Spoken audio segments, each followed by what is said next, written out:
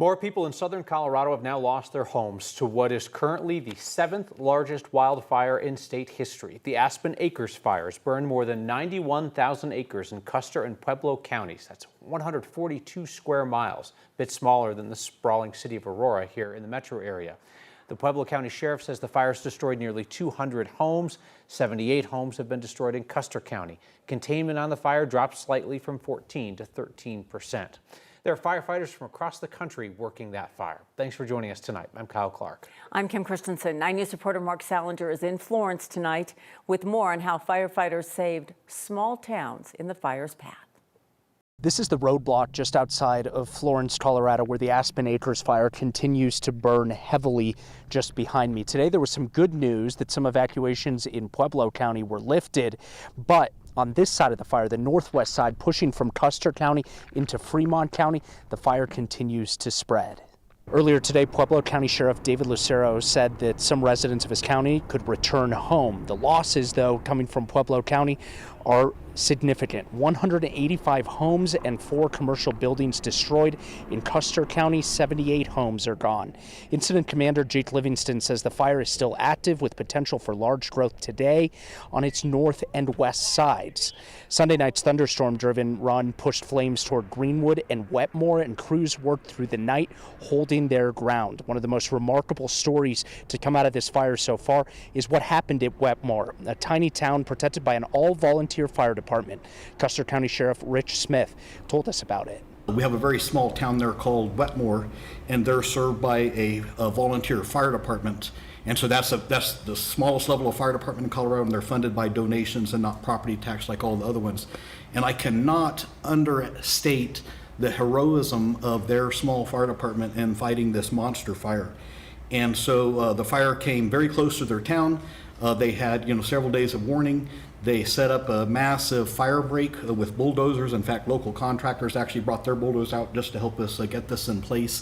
So the fire continues to push this way, kind of to the northwest, as we continue to see the wind blow pretty strongly. Now, just behind our camera down the road is the federal correctional facility that houses the Supermax prison, the most high security prison in the country.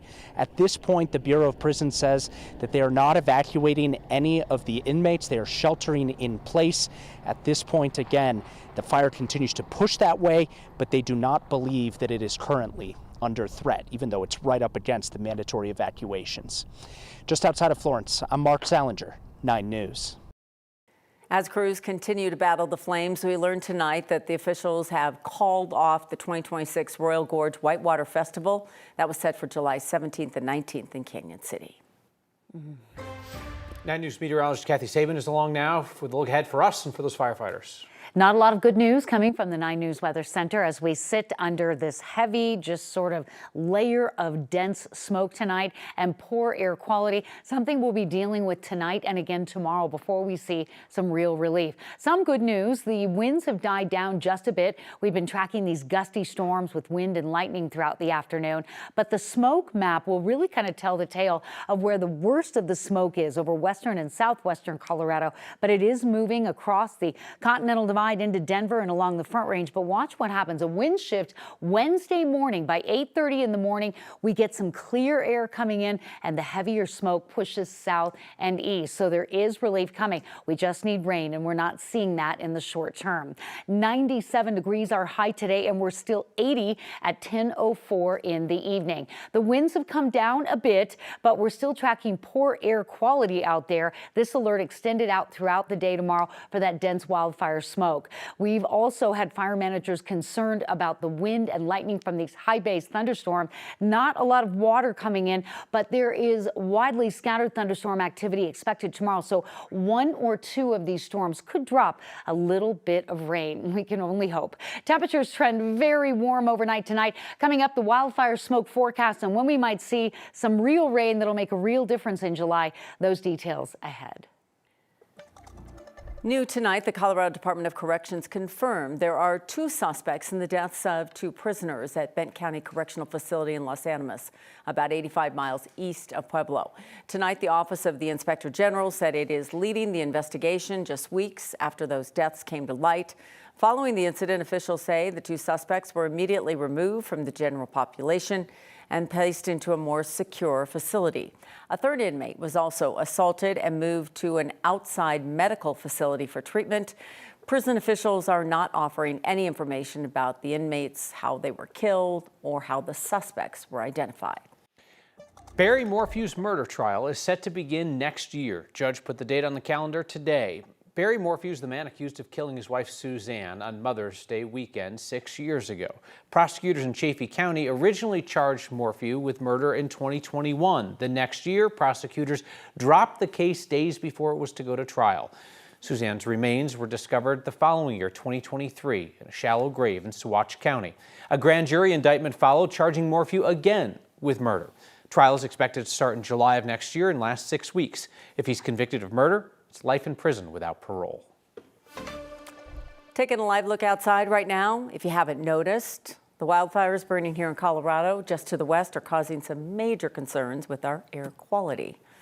Those fires stick around and that smoke is in the ozone and the air is hot, and that's creating air quality alerts for much of the state. And with the bad air, we all get to breathe it in. 9 News reporter Rachel Krause joins us. And Rachel, several days now, air quality in Denver has been among the worst in the country. Yeah, and it's not just the worst in the country, it's the 10th worst in the world, according to air quality monitors. State meteorologists say the busy metro area, together with Denver's geography, is creating kind of a sink effect where the pollution will build up, but it can't really escape. It's making some people sick. On a warm summer day, it's hard to resist being outside. Getting ready to rollerblade. Peg's hitting the trail after a check to the skies. Oh yeah, I'm always watching the air quality to see where and when I can get outdoors, and I check it several times a day. These days, it's hard to miss the haze hanging around. Air quality is keeping Scott Landis busy. Very busy, actually. The state air quality meteorologist says they issue air quality alerts for the Northern Front Range. Often it's for ozone, sometimes smoke. This summer, we've had a lot of both. We've issued 20 already for the Northern Front Range, and that's quite a few. And to give a little perspective, this time last year we had issued 13, so quite a few more. And then when you look at the bigger picture, the whole state of Colorado, we've issued 22 advisories outside the Front Range just for wildfire smoke. So we're off to a busy start this summer. It really is. It's very frustrating. That bad air is bad news for Carol DeFeo. Oh, it's been awful. I feel like I can get very little done.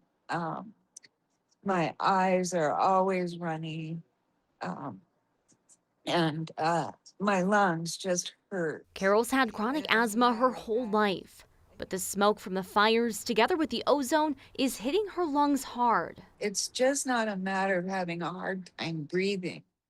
It hurts. She's not alone. Yeah, there's been a huge influx of patients calling me or coming into the office. People are requesting their inhalers or steroids. And some have come into the emergency room and have even been hospitalized because of the exposures. Dr. Michael Wexler is a pulmonologist with National Jewish Health. He says for most people, air quality alert days are uncomfortable. For those with asthma and lung disease, it can be deadly. It isn't just a nuisance for these people. With the heat hanging around and these wildfires still burning, Landis says this unhealthy air may linger. Certainly for this summer, I think this is going to be a problem that's going to kind of stick with us here. In the meantime, it's just, do the best you can with what you can and have and stay inside. Experts say there's a shift in the winds coming that could help to carry some of that smoke out of there, but with the hot weather sticking around, likely so will the air quality alert days. Anyone who needs to be outside is encouraged to check the air quality index before heading out. And if things look bad, maybe consider limiting your time outside or wearing a mask. And if you can, stay inside and shut the windows. Reporting live in Denver, Rachel Krause, 9 News. Despite the serious wildfires burning in our state, people, of course, are still setting off illegal fireworks because America. After calling around the metro area, Denver police said they got 102 fireworks-related service calls, handed out 1 citation. Doug Co. 352 calls, 0 citations. Jeff Co. 833, 10 citations. Thornton PD 365 calls, 16 tickets. And Wheat Ridge Police got 131 calls and gave out 2 citations. You have 130 fireworks calls, and then you have 470 other calls that warrant our attention, all happening at the same time over the course of those 3 days. And so we do our best to balance what we can, but if somebody crashes their car on Kipling or there's a hit and run, we're going to go to the hit and run and make sure that we're prioritizing our resources to keep people safe. DPD says the 1 citation given out in the city was downtown at 20th and Market, where police officers actually witnessed somebody setting off fireworks.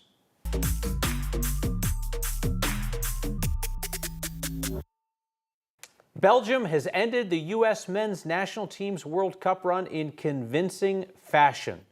America just never showed up for this game tonight. Belgium exposed the Americans' defensive weaknesses, earned a 4-1 win and a spot in the quarter. There was so much anticipation about this match, right? The U.S. team had played so well through 4 matches so far. There were big watch parties all over the place, including at Skyline Park off the mall, formerly known as the 16th Street Mall. Oh, yeah, 16th Street. Skyline. Okay, Spencer Soisher, never one to miss a party, was down there with all those U.S. soccer fans for the big game. You're doing me in with the mall stuff there. Yeah, this was probably as close to hosting a World Cup match as Denver or Colorado was going to have. It really brought a lot of energy to the revamped area of 16th Street here in downtown Denver. Fans, though, were still in the beer line when Belgium took the lead. At least they had their beer in their hand when they had their one happy moment with friends.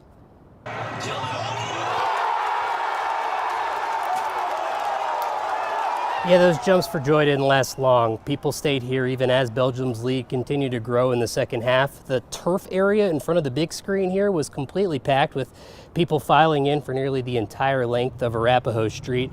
They're doing this for all the World Cup games this month, not just the U.S. matches. And if nothing else, in a football town like this one, it brought people downtown on a Monday night for a soccer game, including a forward for the Rapids from Denver, excited to see this city invested in soccer. Yeah, I think especially because the World Cup is here in the United States. I think it's a huge opportunity for the sport to grow in this country. So I can see even in different cities that it's taking the right steps, and you know it's impacted just all over America, which is really, really cool.